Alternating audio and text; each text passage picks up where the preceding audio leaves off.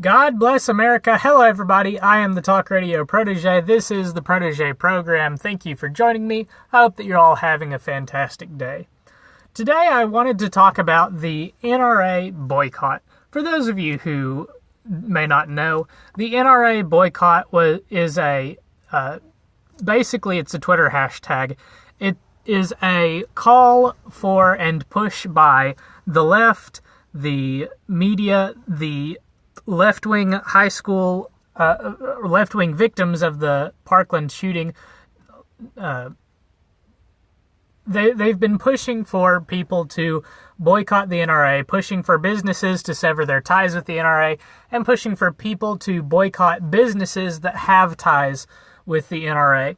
Several businesses have acquiesced to these demands. For instance, the airline company Delta Airlines. And as you can see here, that might not be going so well for Delta. In the wake of Delta severing ties with the NRA, which basically means that Delta had a program where they gave some benefit to NRA members, and because of the hashtag boycott the NRA, Delta Airlines stopped this program. Well, apparently the Georgia legislature and the governor of Georgia didn't appreciate this move very much. The Georgia Senate leaders vowed to block a lucrative tax break bill on Monday that would benefit Delta Airlines after the Atlanta-based company severed ties with the National Rifle Association. Lieutenant Governor Casey Cagle said that he would not support tax legislation that helped the airline unless the company changes its position and fully reinstates its relationship with the NRA. He echoed a growing number of conservatives who opposed the measure over the weekend.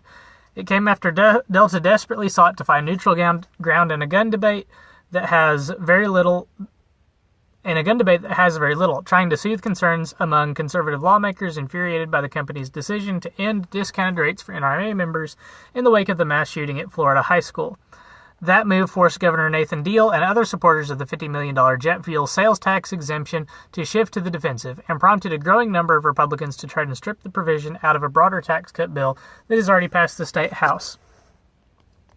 So, why would somebody of a level head and reasonable understanding of the situation be upset that the NRA is being punished, or rather, the members of the NRA are being punished by these businesses over the Parkland shooting? The reason would be because the NRA had nothing to do with the Parkland shooting. How shall I say this? The NRA is not in favor of people going and shooting up schools. The NRA is not in favor of mentally disturbed, dangerously violent people getting their hands on firearms. The NRA is not even in favor of people having access to the most high tech in weaponry. The NRA notably differs from another organization, a pro-gun organization, in that the NRA does not believe that the average citizens have a right to own military-grade weaponry like machine guns or submachine guns, tanks, etc. So it seems interesting that in the wake of the Florida shooting, they would be blamed for said shooting. Of course, it's very easy to blame the NRA for the shooting if you think that the NRA just wants as many people as possible to have as many guns as possible of all kinds of quality and capacity and etc. If you believe that the NRA is buying off members of Congress and other government leaders who are stopping the passage of what is in your mind common sense gun control, what is in your mind the legislation that will forever, once and for all, stop these kinds of shootings. If you believe those kinds of things, you will readily believe that the NRA was responsible for the Parkland shooting. Of course, this would not be the truth, but if you're an individual like Mr. David Hogg, you would have no idea that this is not the truth. Now, what I really wanted to talk about for a few minutes and get your thoughts on is, what is it about boycotts that makes them work? Now, most boycotts, in my mind, or to my recollection, I guess I should say, have not worked. The most famous boycotts that have happened recently are the boycotts of Target and the boycotts of Chick-fil-A. And if you've followed those incidents, you'll know that those boycotts were two very different ideologically based boycotts. The boycott of Target followed on the heels of Target making a broad and with much fanfare announcement that anybody could use whatever bathrooms that they wanted in all Target stores across the country. And conservative Christian groups signed petitions and started boycotts saying, don't shop at Target, don't purchase these things, sign this petition, etc., etc. And to my knowledge, Target has not changed its policy. In fact, most retail stores, most places with a public bathroom, will not stop you and ask you if you are male or female trying to enter the male or female restroom. If you just walk into a restroom like you own the place, you can walk into whatever restroom you desire. If you have an emergency and you can't wait for the men's restroom to empty, you can enter the women's restroom and go to the restroom. You might be looked at funny, you might be judged, you might feel embarrassed, but you can easily do that. What was different about Target was the fanfare with which they announced this new policy, and that's why it drew the attention of conservative and Christian groups. It's why they started their boycotts, but the boycott was ineffectual. Target didn't change its policy. Target is still running strong, and the same thing can be said about the Chick-fil-A boycott. I believe it was the current CEO of Chick-fil-A that said they were in favor of the traditional definition of marriage. And this caused people to stage boycotts and protests outside of Chick-fil-A's.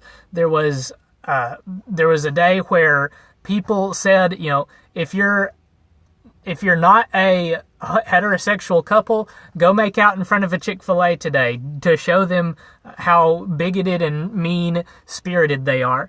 And if I remember correctly, the opposite of the intent of the boycott happened.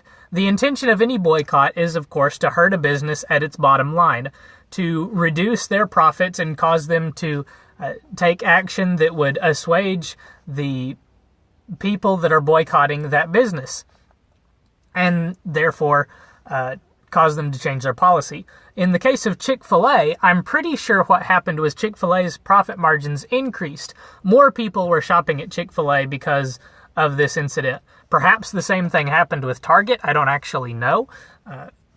But the boycotts didn't work. There has been a recent movement. I've been following some people, controversial figures in the comic book scene, because I'm a fan of comic book characters. I used to have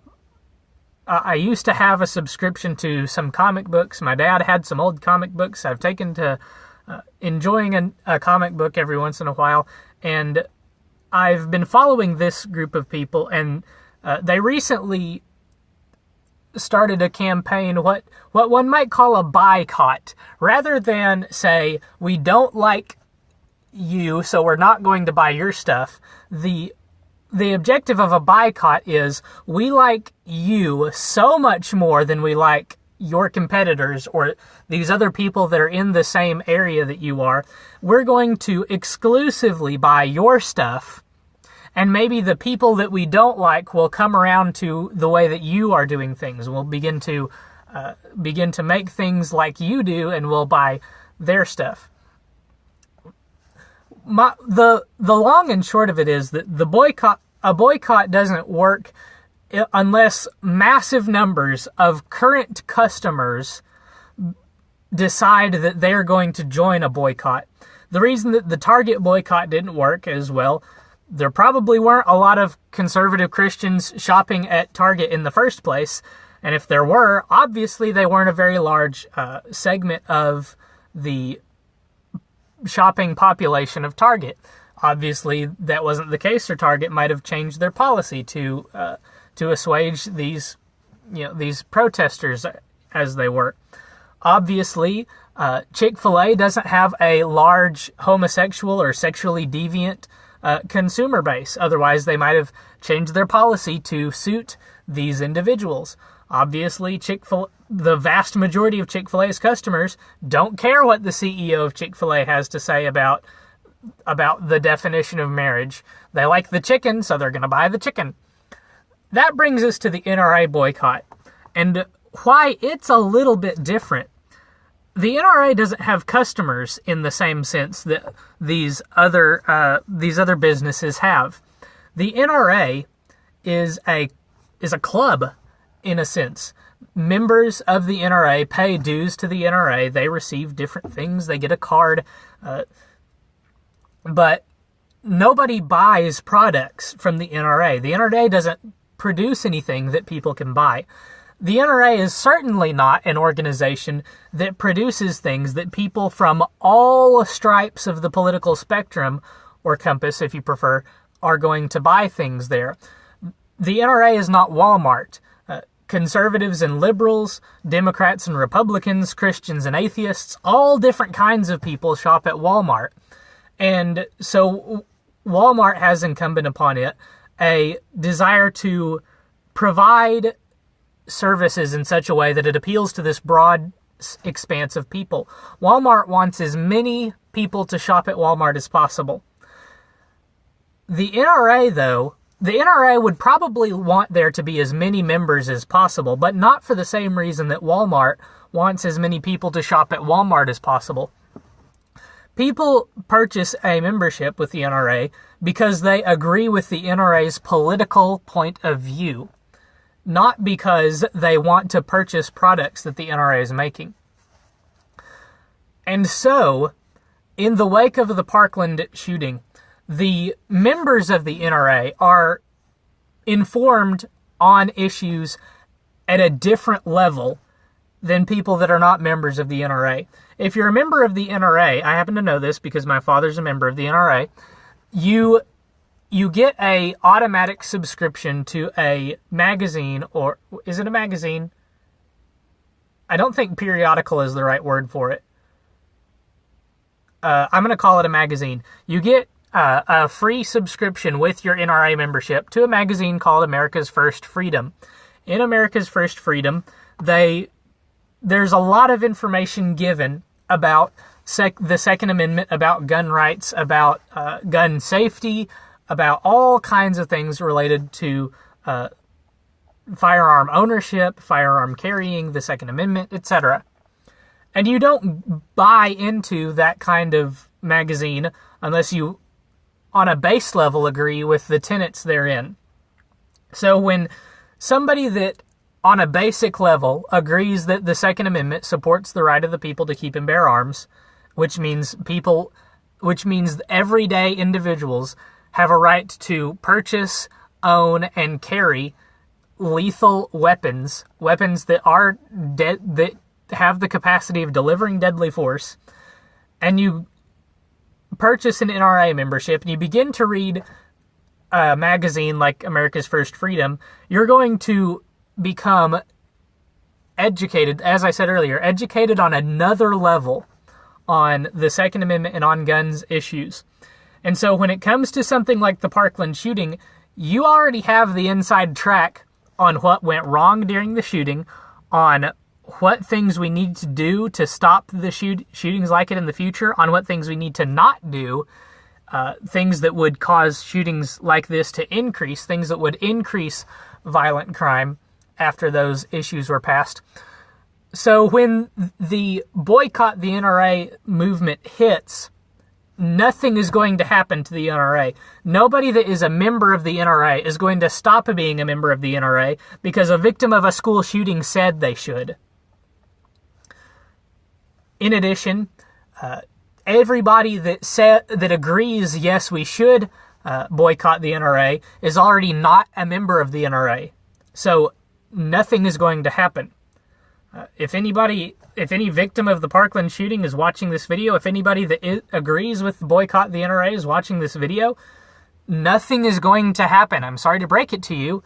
You might get businesses like Delta Airlines to sever their ties with the NRA to stop discount programs that apparently they had for members of the NRA.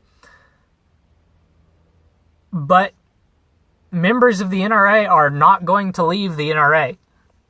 In fact, you might have a sort of opposite effect happen. You might have members of the NRA boycott the companies that are severing their ties with the NRA, that are joining you in boycotting the NRA. You might have companies choose not to sever ties with the NRA, like FedEx, and you might have people sympathetic with the NRA, and you might have members of the NRA decide, as somebody in this column did, to purchase packages and have them shipped back and forth from their home and their vacation property just to give FedEx and the NRA more of their business and support. Because the NRA is not a business like FedEx, like Delta Airlines, like Walmart, like Chick-fil-A, like Target. The NRA is a club, and you're not going to convince members of a club to boycott the club on the grounds that the club does the things that the members of the club wants the club to do. I hate to break it to you, but this is not going to work. I'm just making that as a statement, prediction. Nothing is going to change in regards to the NRA. They're not going to change their stance on the issues. Businesses that have leadership sympathetic to the NRA are not going to sever ties. Businesses that were in business with the NRA in hopes that it would drum up more business, but have no ideological ties or are not sympathetic to the NRA, they're going to sever ties. But overall, on the gun control, gun rights landscape, nothing is going to change. If you're an NRA member, don't worry. The NRA is not going to change their stripes over this issue. You know what? I may have been going I've went a lot longer than I thought I was going to. I hope that you enjoyed this video. I hope that you'll leave a like and subscribe if you did. Come back and join us next time. Tomorrow we'll be doing a new report. Until then, I hope you have a good evening, a good day tomorrow. Good night, and God bless.